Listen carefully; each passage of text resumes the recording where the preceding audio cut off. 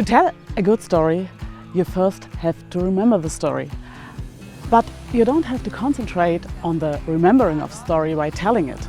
We have to concentrate on the storytelling, on the presentation, on your expressions.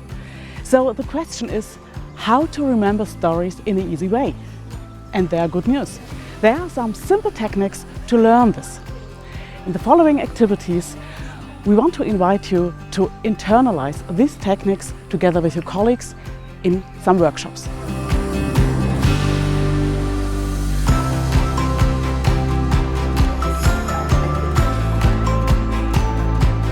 In the first activity, you will recap the 5 phases of a story. Together you will tell a story in only 5 sentences, and each of these stands for one of the phases. In the second activity, you will work with a story skeleton, only one skeleton for several stories. And the third activity is less useful for storytelling, but more for everyday life. We will use stories to remember numbers. So be curious and try these activities.